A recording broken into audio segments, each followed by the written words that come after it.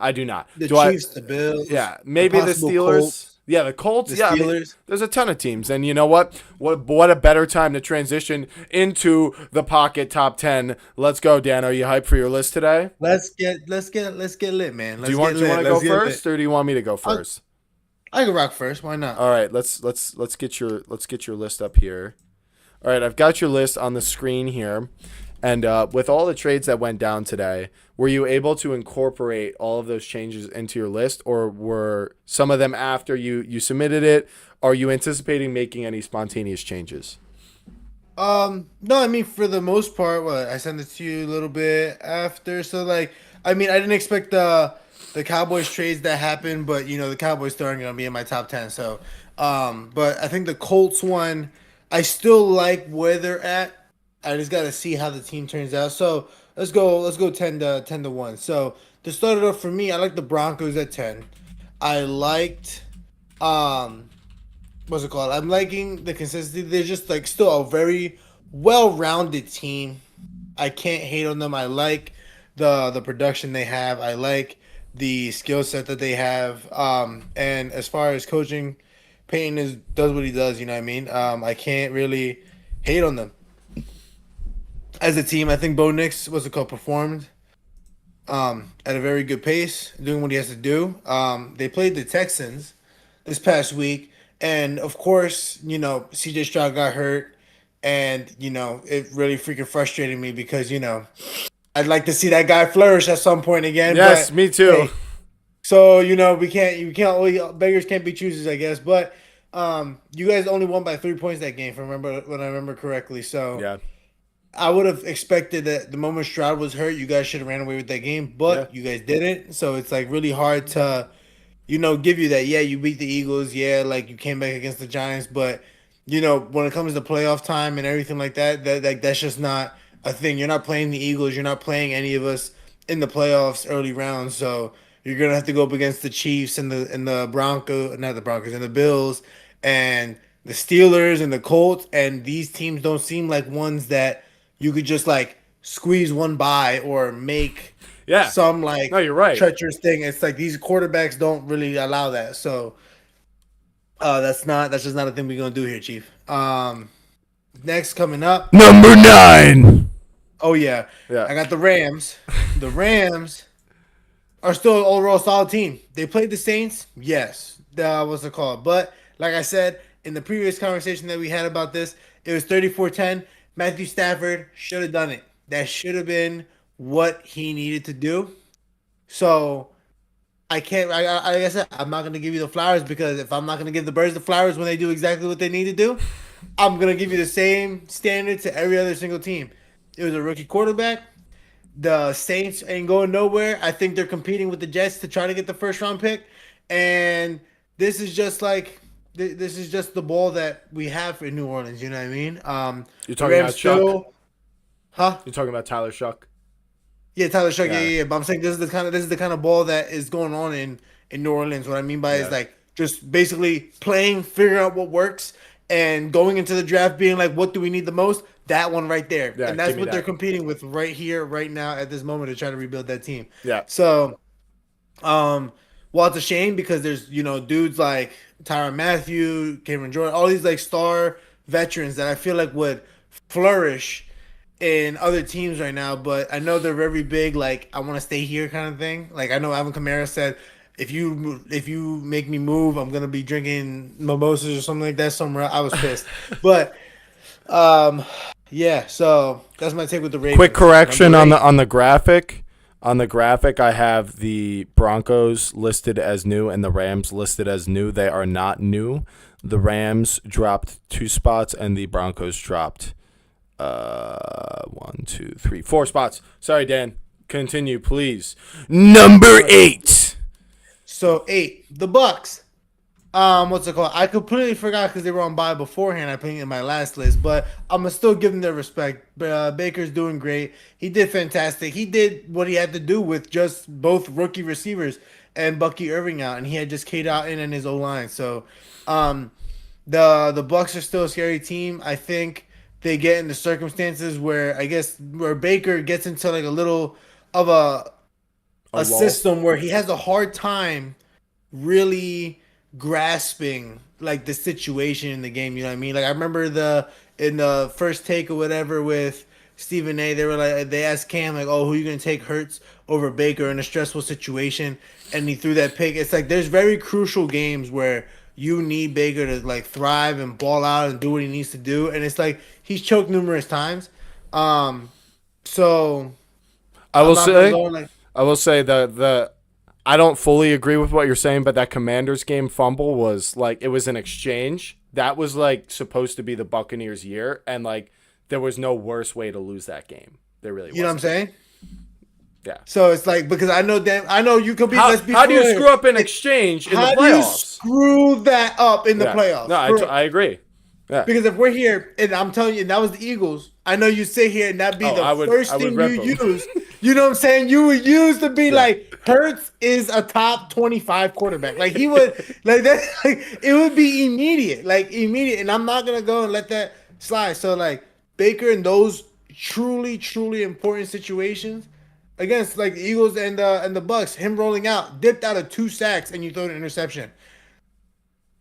So it's like it happens. It's it's treacherous, but the Bucks are still top 10. I think they can figure it out. If Baker can get those clutch moments right, it's gonna be a scary team. You know what I mean? But that's where I'm at with that. Next, number 7, the Birds. You might think to myself, Dan, but like you had them in 5. Why are they in 7? Because new guys, new pieces. You don't know how the scheme's gonna work. You don't know who's gonna work. You don't know where it's what. I am curious where these guys are against the Packers. They're playing them this week. They just came off of a shitty ass loss against the Panthers, i.e., they're not in my top 10. Yeah. They are knocked out. I am not dealing with it. And we could argue and you could beef with me. The Packers are not there, but the Birds are. And the reason why I knocked them down is just like I said, not unknown. There's a lot of unknowns. We don't know what the coaches are going to be like. We don't know what this whole new formation is going to be like. And that's me being as a real fan, but also a real analyst in this podcast. I think it's an admirable take to actually say, since there's new pieces, we don't know that it's going to work. Like it could be a distraction. Like your app. I did not even think about that actually. And that's what I'm getting at. Yeah. Because if I were to sit here right now and be like, oh, yeah, we're going to cook, we're going to smack, I'm going to look like a dumbass. Then when the next week comes up, is say, God forbid, we lost. Or the guy plays 20% of snaps. Or the guy barely plays, you know what I'm saying? Yeah. And then all of a sudden, they're like, where are these freaking pieces? You know what I'm saying? We don't know where the scheme's going to be at. So I'm going to have to give them a little bit of regression because all we have is what they are supposed to do and the errors they've made through the season. Mm-hmm. So they're still a top-tier team, one of those top teams in the NFC. But we'll see how great they are and where they stand after this week. And it's like if they come out and they play the Packers that they should be, they're definitely going to be in a top 4 team, for me at least. So that goes 7. Number 6? Number 6. The Seahawks. Bro, listen. I know they done fucked up Jaden's elbow. Okay? They done destroyed the Commanders. But it's like, bro, that defense is physical as hell, bro. They really are, man. They play like it's the Legion of Boom all over again. Their offense is different kind of scheme. What's up, Saudi? What? I was gonna say they got Nick Emanwari wearing Cam Chancellor's number, playing that Kyle Hamilton role, just like we said it would happen. I was like, no way. There was no better spot for him to go than right there. Literally, yo. It's just like this team is like so well-rounded that it's like it's working out. Like, and Jason is like literally just the certified one. And you know what I mean? I'm going to give him his flowers now, but now I want to see that again next year kind of thing. Because that's the consistency aspect. You know what I mean? That you didn't know he could do that. Now he's done it. What are we going to do? How are we going to adjust? Kenny can keep it consistent as a true number 1. And Sam Darnold is like, yo, he's really showing that like the Jets are just the reason why he couldn't thrive. If I'm gonna be so honest, no, seriously. Like to me, it makes me mad because the 49ers were like Brock Purdy or Sam Darnold, and then To this day. Hold on. What? You and I had a conversation about this. I remember vividly. We did. We're like, yeah, I mean, the Purdy guy, you know, he played well last year, but like Sam Darnold's got so much talent. If anyone could figure it out, it's got to be Kyle Shanahan. And they're like, yeah, we're afraid of change. So we're not gonna give him an opportunity. I think he did play like one game or something, or like He played one game. or something like that because Purdy was out or whatever. But it's like, dude, you know, like you it didn't even once cross your mind that this former, like, was he third overall pick? He was right after Saquon. Yeah, Right after yeah. Come on. Like that was third overall pick, and then he was just like, "But what about that pick six first play?" It's like, bro, we all over that. We're all done with that. He came in, he started saucing, but hey, you wanted Purdy, then he went to the Vikings, and now he's looked at that. It was like, it was truly something magical. All right, now we got number 5. Number 5, the Lions. And listen, I knocked them down. I don't know if I knocked them down or if I kept them in the same place. 2 spots. I had them 2, right? 2 spots. Okay, why? Because JJ McCarthy beat you. I'm not trying to trash on him, but I'm also gonna be so for real. It was like he got his pieces back. Everything was good for the most part, but dude, like, you guys are supposed to be the team that last year said would have beat the 2024 Eagles in the playoffs if we played them.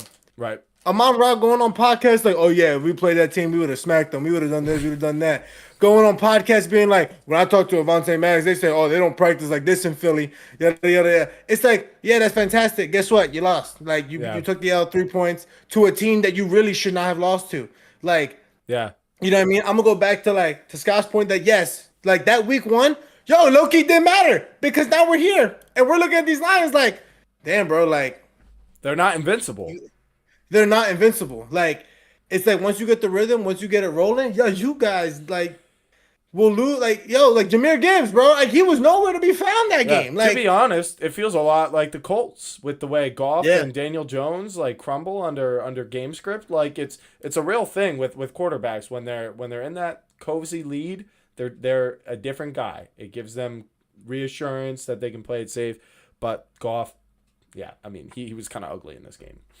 Yeah, because again, both situations with Goff and Jones, like, you put pressure on him and he's having to scramble and move around and make plays against the script. You're just having to extend play. Nah, bro, it's like they just don't do that, and that's what's kind of scary because it's like all the way back to that 49ers NFC Championship game you and I watched when he couldn't. It was like 3rd down, 4th down. They kept going for it, and it's like, all right, how many times are they going to get away with running it?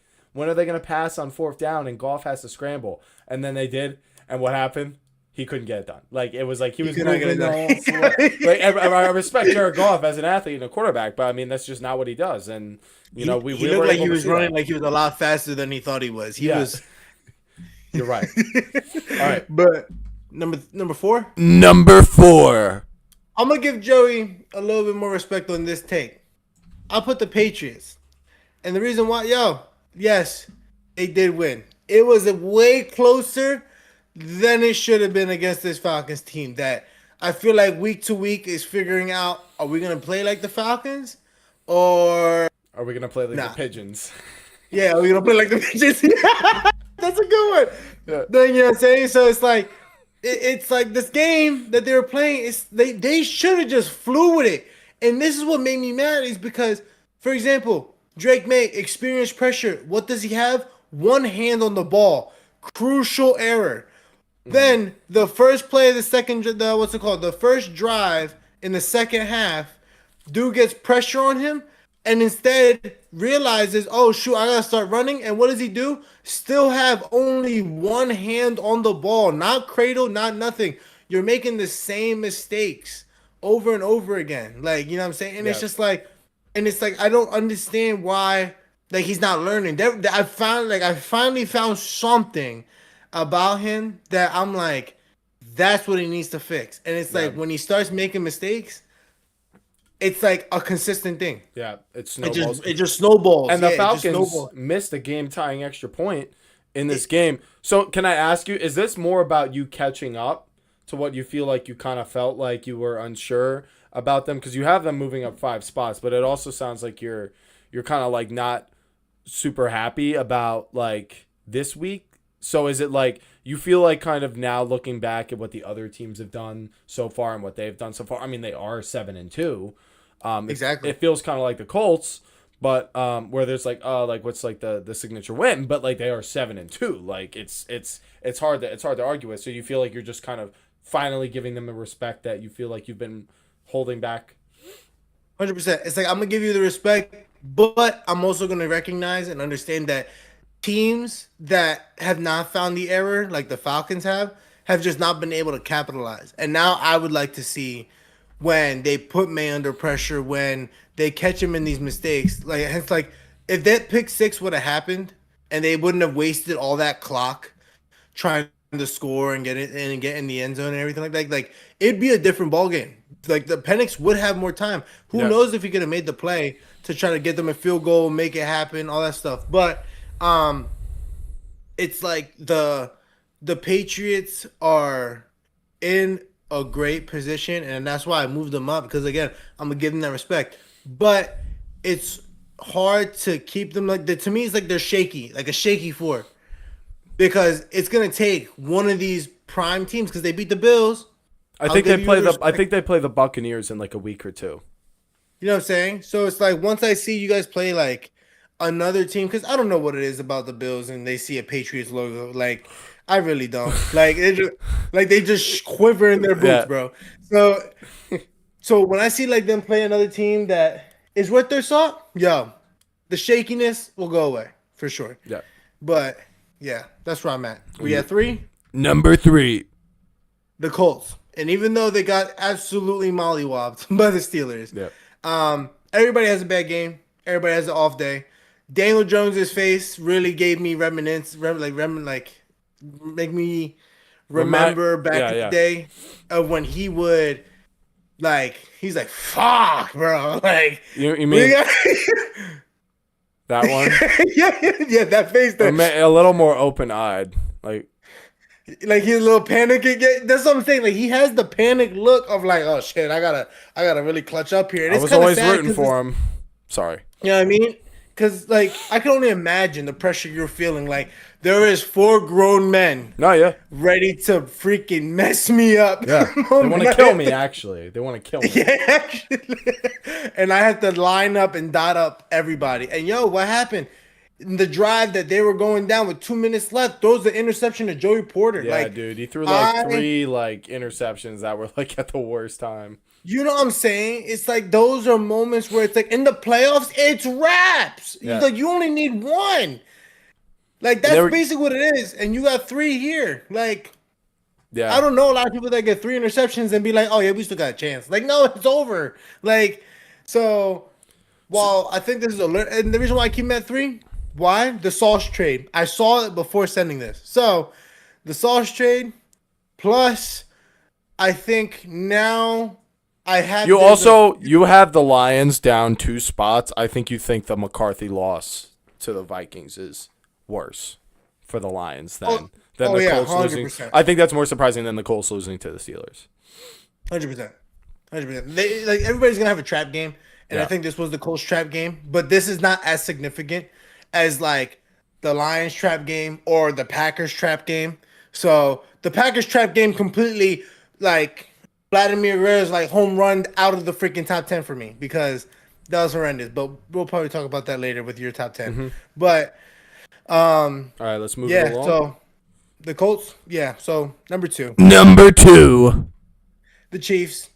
They lost to the Bills. It's pretty self-explanatory. I can't give you number 1 after you just took the L to the team that I had also up there. So the Chiefs still good, still well-rounded, still they doing what they got to do. I saw the whole Mahomes threw the ball and the ball tapped he tapped it with his hand. They're like, oh, we got screwed out of the play. I'm sorry, you got screwed out of 1 out of the 7 trillion plays that the refs have given you in your life. You know what I mean? So I don't give pity to that. I can't give any self-explanatory to that.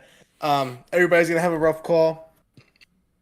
Even as the Eagles fan, I crash out. But, hey, does anybody care? No. Why? Because we're the Eagles. So, as for, so the Chiefs, I'm not stressed about them. They're figuring it out whether they can make it to the playoffs or not because everybody in their division is saucing. Yeah, everyone's doing really well right now. Even You the know what I'm saying? Raiders have Brock Bowers back, and he looks good.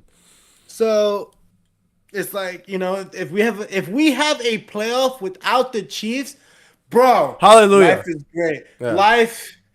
Life is great. Life could I be a can't even dream. complain. Shoo-doo-be-doo-be-doo.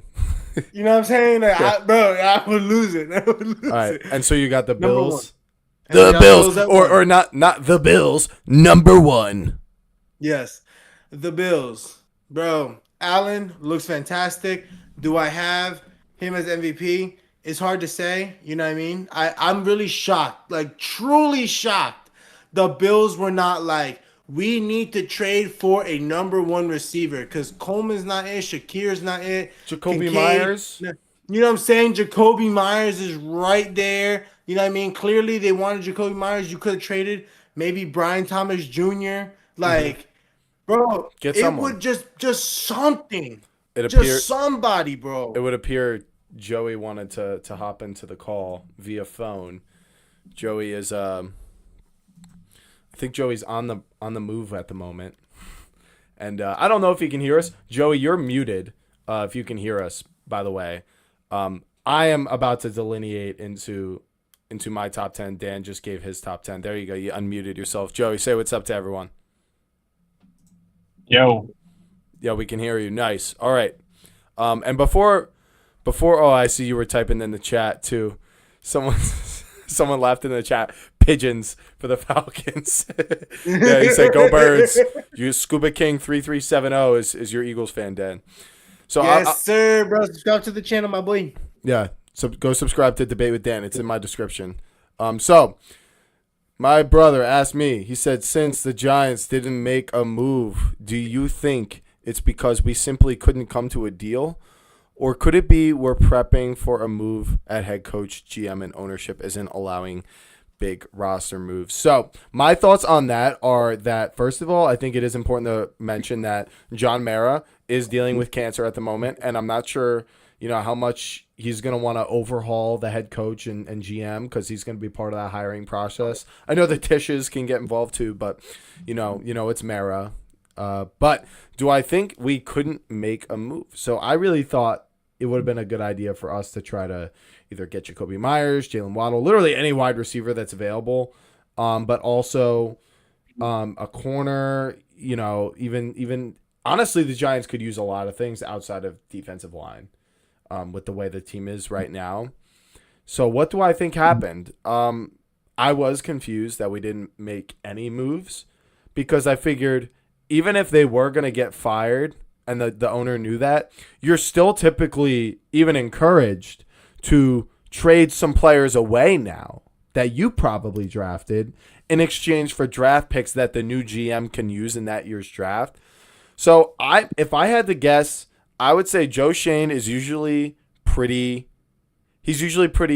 stubborn. Like, he's got principles and he sticks by them. My guess is we couldn't come to an agreement. They probably thought, the asking price for a Waddle was too high. I guess a 4th and a 6th was too much to give up for Myers. Bro, I mean, Waddle to the Bills would have been crazy. I know, but two picks that we're probably going to need moving forward. So, yeah, I just think they probably didn't come to one. I mean, it seems like every year the Giants make they make at least a small move, but it just didn't happen this year. So, do I think we're preparing for us firing Brian Daboll and Joe Shane? Honestly, I have no idea, but my gut is leaning that, yeah, this is it. All right. So that's enough for that question. Moving on. Giants had all trash. That's what it came down to. The Giants, what is that, Joey? No one wanted the Giants trash. Yeah, nobody. Well, people would want our draft picks, but we need to hold on to those. So that's what happened there. All right, Dan, I'm gonna hide your top 10 graphic, and I'm going to delineate into mine. Actually, let me get your graphic in this window right here, so it's nice and ready. Oh wait, I'm grabbing the wrong one. Sorry, guys, if you're watching right now and you have to listen to my spontaneous noises, but it's just the way I fill the void of sound as I make these edits, and then we persevere and we move on. All right, so there's Dan's list in the top 10. You can see it now. But it's going to get hidden once I show mine, which is right here. All right. So, this week, for the top 10,